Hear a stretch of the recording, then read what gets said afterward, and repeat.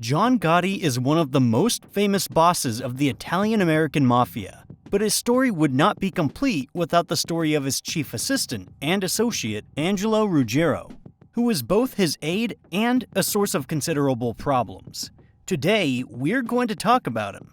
So meet Angelo Ruggiero on the other side of the law.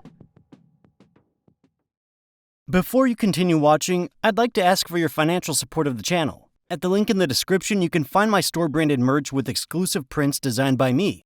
If you have the opportunity and you like something, please buy it, so you can help the channel to develop. Thank you in advance, and enjoy your viewing. Angelo Ruggiero's father came to the United States from Naples. He had no connection whatsoever to organized crime. However, things were different for Angelo's other relatives. To begin with, his maternal uncle was none other than Neil Della Croce, the future underboss of the Gambino family. Other relatives were also involved in crime. Angelo's brother, Salvatore Ruggiero, was connected to the Gambinos, and Angelo's nephew, Salvatore Jr., would later become involved in organized crime with his cousins. Angelo was born on July 29, 1940 in Brooklyn, New York. He spent his entire childhood there, and it was there that he met John Gotti when they were 12 years old. Soon, the friends decided that school was not for them, so they dropped out and joined John Gotti's brother, Peter, who was a member of the Fulton Rockaway Street Gang. The gang was involved in many crimes, including car theft, shoplifting, and selling stolen goods. Gotti and Ruggiero never stayed in the background, and they soon became leaders of the group. Thanks to their personalities and charisma, they managed to get most of the other teenagers to obey them. Although John was the ringleader in many of their activities, Angelo tried to keep up with him. Ruggiero, like Gotti, had a quick temper. In the gang, he was nicknamed Quack, according to one version because of his strange gait, which vaguely resembled that of a duck, and according to another because Angelo loved to talk, and his constant chatter sounded like the excited quacking of a duck. Over time, Angelo became something of a secretary to Gotti, calling him every morning to tell him the latest street news. In the mid-1960s, John Gotti worked with people from a mafia crew led by Carmine Fatico. Angelo made a living stealing cars. Angelo, John, and Jean were first charged with crimes in 1968. Posing as truck drivers, they drove a rented truck right into the airport cargo terminal and loaded it with women's dresses. Unfortunately for the guys, FBI agents were conducting a routine raid that day. As a result, the police arrested 10 people, including Angelo Ruggiero, John Carneglia, and John and Jean Gotti. John spent almost 3 years behind bars with Ruggiero until prosecutors closed the case because some of the evidence had been obtained illegally and therefore could not be used in court. The lawyer managed to get the defendants to agree to a deal whereby they pleaded guilty and, in return, the time they had already spent in prison was counted as part of their sentence. When the men were released in 1972, John Gotti became Carmine Fatico's right-hand man. Later, when he was accepted into the family, John became the head of his crew. In early 1973, Gotti's crew got a chance to prove themselves. Carlo Gambino's nephew, Emmanuel, was first kidnapped and then killed, even though a ransom of $100,000 had been paid for him. The Irish-American kidnappers were led by James McBratney, who signed his own death warrant with this stunt. On May 22, 1973, 3 men posing as detectives found McBratney in a local bar. They tried to get the Irish guy outside, but he started a fight and so had to be shot inside the bar in front of numerous witnesses. 2 months later, witnesses who had been present in the bar at the time recognized 2 of the participants in the murder from photographs in the police archives. One was Angelo Ruggiero, and the other was Ralph Gallioni. In July 1973, they were arrested and charged with the murder of McBratney. In December, Gallioni died at his home from an electric shock. As for the third participant in the murder, the police, through their informant Willie Johnson, managed to find out that it was none other than John Gotti. Willie had been a police informant for 7 years prior to these events. He had once been to prison, leaving behind a wife and children. Fatico promised Johnson that he would take care of his family, but he did not keep his word. In the end, Gotti hid from the authorities for almost a year until Willie provided another tip that helped arrest Gotti in May 1974. Thanks to Roy Kahn, a lawyer hired by Carlo Gambino, the case against Gotti and Ruggiero was reclassified. Previously, they had been charged with premeditated murder, but after the lawyer's intervention, they were charged with manslaughter. The men were sentenced to 4 years behind bars, of which they served only 2.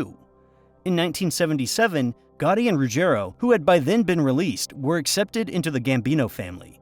Angelo's brother Salvatore became a millionaire around the same time through heroin trafficking. Salvatore was hiding from the law on charges of tax evasion. Together with Angelo, he laundered money with the help of a mutual childhood friend, Anthony Guarino.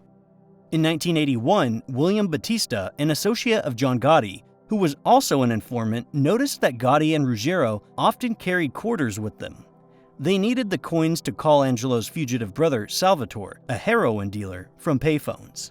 Battista then spotted Mark Ryder, a notorious heroin dealer in Bergen County, New Jersey, meeting with Gotti and Angelo. The evidence mounted, even as Gotti warned his crew that they were playing with fire by dealing drugs. However, despite his tough guy image, Gotti never punished anyone who dealt drugs. Battista's suspicions about heroin trafficking rose when the FBI and the Department of Justice developed a joint plan to combat organized crime. In late 1981, a group of 13 agents, known as the Gambino Squad, began surveillance of Angelo Ruggiero. He once told Willie Johnson that his home phone in Howard Beach in Queens was not being tapped, and the agents decided that this was the phone Angelo used to discuss heroin deals with his fugitive brother. Thanks to information from Willie Johnson, who gave the FBI detailed descriptions of Ruggiero's home, 4 microphones were secretly installed there. On November 9, 1981, a court granted the FBI permission to tap Angelo's phone calls. In essence, it was on that day that a full-scale investigation into all of Ruggiero's illegal activities began. It is worth noting that Willie himself had an inexplicable hatred for Ruggiero, often referring to him despairingly as a fat bastard. And despite the fact that the information he provided was later very useful to the agents, he deliberately concealed some facts. For example, he constantly defended Gotti and said that he knew nothing about his shady dealings. Soon, the wiretapping bore fruit. One time, Angelo and John Gotti were discussing Agnello Della Croce's assignment to kill an unarmed member of the Gambino family. It soon became clear that Ruggiero was directly involved in drug trafficking. The agents overheard Angelo's daughter say that Mark left a package. Agents from the Gambino squad also overheard Gene Gotti telling Ruggiero that the only reason Gambino boss Paul Castellano was against drugs was because he had never had to fight for a quarter in his life. In addition, FBI agents made numerous recordings in which Angelo openly discussed John Gotti's illegal activities. Without knowing it, Ruggiero provided investigators with key information about Peter and Richard Gotti, who were involved in debt collection. By that time, Ruggiero himself was described by FBI agents as an extremely ruthless man who would stop at nothing to get what he wanted. After 2 soldiers accused another of dealing heroin, Castellano summoned Gotti to his office in April 1982.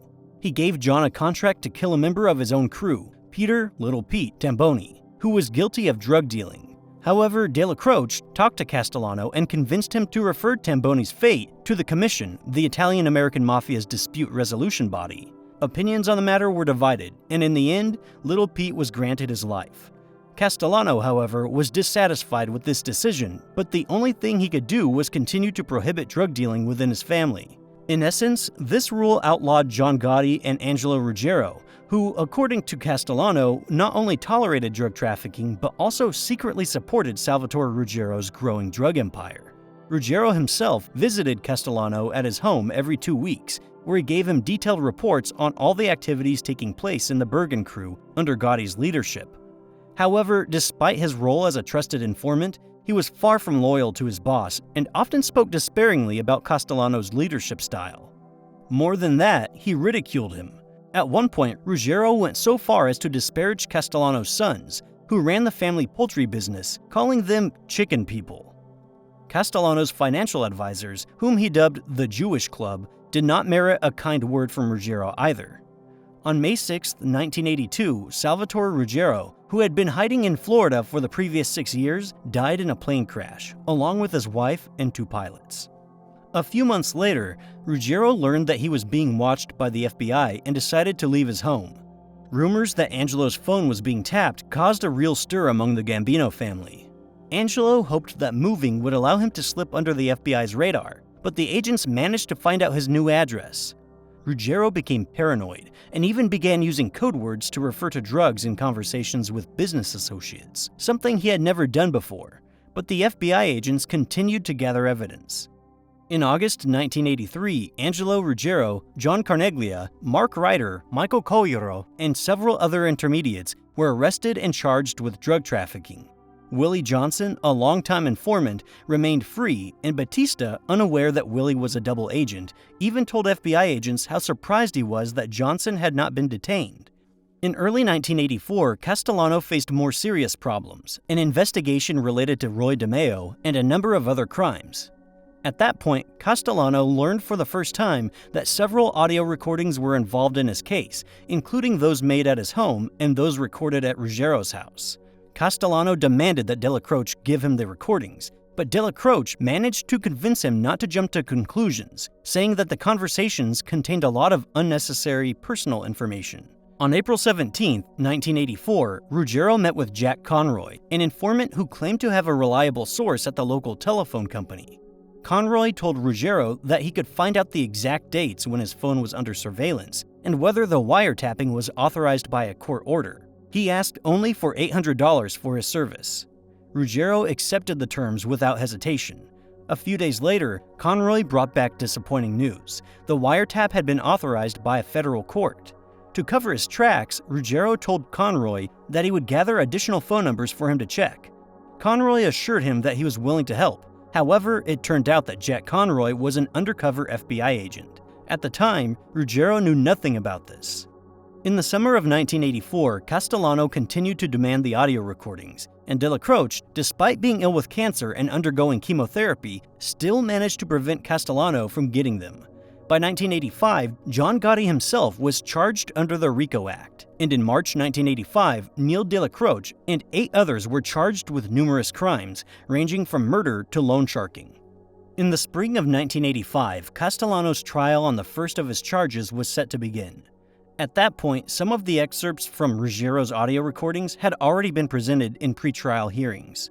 Castellano continued to request these recordings, but Dela Croce again stalled. In June 1985, John Gotti and Angelo Ruggiero went to Dela Croce to discuss the situation. None of those present knew that Dela Croce's house was also being bugged by the FBI. From that conversation, it became clear to the agents that Dela Croce was tired of the situation and was trying with all his might to find a peaceful way out. At the end of June 1985, one of Angelo's team members managed to get a hold of an incriminating document consisting of 6 compiled FBI reports on the surveillance of Ruggiero. This document not only mentioned the fact that Ruggiero's phones were being tapped, but also that microphones had been installed in his home. Angelo tried to justify himself by saying that he was involved in drug dealing against his will. He claimed that he was simply settling the financial affairs of his late brother Salvatore. In reality, he was personally involved in these illegal operations. On December 16, 1985, Paul Castellano was shot dead as a result of a conspiracy by Gotti, and John Gotti became the new boss of the family. Now he preferred to stay away from murders, delegating this duty to Ruggiero, who became, in essence, the boss's right-hand man. Ruggiero often spoke ill of John Gotti behind his back, and some of his complaints were even recorded on tape. Ruggiero often called Gotti a sick bastard and scolded him for his constant chatter, which attracted a lot of unnecessary attention to the family's affairs. But despite such harsh words, Ruggiero still considered John a good man, and after catching his breath from his tirades, could call him a brother. In June 1986, Ruggiero organized a successful assassination on family capo regime Robert DiBernardo. He was lured into a business meeting where he was shot dead. The murder was carried out on the orders of John Gotti, who believed that DiBernardo was engaged in subversive activities. DiBernardo and Ruggiero were rivals for the position of underboss, to replace Frank DeCicco. But at some point, Angelo claimed that DiBernardo wanted to take Gotti's place. Although there were those in Gotti's circle who opposed the murder, such as Sammy the Bull Gravano, Angelo insisted that DiBernardo be killed. A few months later, Ruggiero tried to eliminate another tough guy, Anthony Giuseppe Casso, a member of the Lucchesi family, who called Ruggiero an idiot after a failed attempt on the life of one of his family members.